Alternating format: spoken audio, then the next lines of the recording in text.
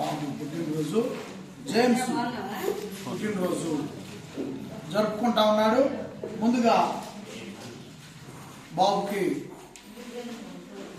జన్మదిన శుభాకాంక్షలు తెలియజేస్తా ఉన్నాను.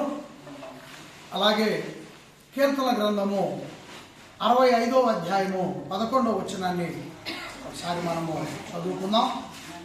కీర్తన గ్రంథం సంవత్సరమును దయా కిరీటమును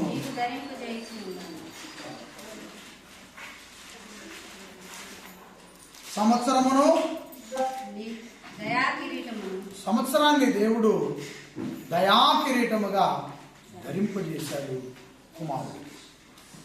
కాబట్టి ప్రియులరా, ఇక్కడ ఉన్న వాళ్ళందరికీ కూడా ఆయురారోగ్యాలు దేవుడు అనుగ్రహిస్తున్నాడు.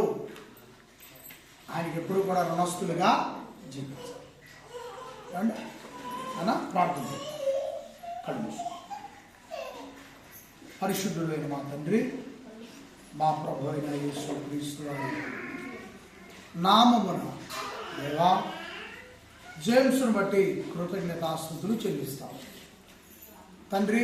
కుమారుని గడిచిన సంవత్సరాలు మీ దయ వలన, ప్రభు కృప వలన, ఆత్మ పరిరక్షణలో తండ్రి క్షేమంగా ఉన్నారు. నూతన సంవత్సరంలోనికి అడుగు పెట్టాడు. ఈరోజు ఈ సంవత్సరమును తండ్రి మీరు దయాకిరీటముగా కుమారుడు ధరింపజేసి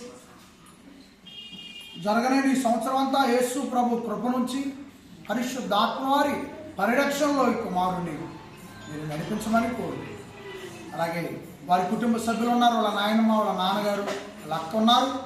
వారిని కూడా మీరు తండ్రి దీవించమని కోరుకుంటూ యేసు ప్రభు నామమున ప్రార్థనకి వేడుకొనుచున్నాం తండ్రి. ఆమేన్.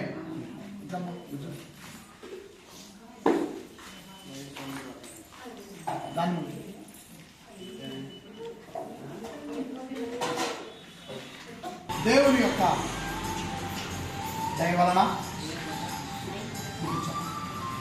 దేవుని యొక్క కృప వలన ఆయురారోగ్యాలతో క్షేమంగా ఉండినట్లు దేవుని మహింపడతాం అందరం కూడా.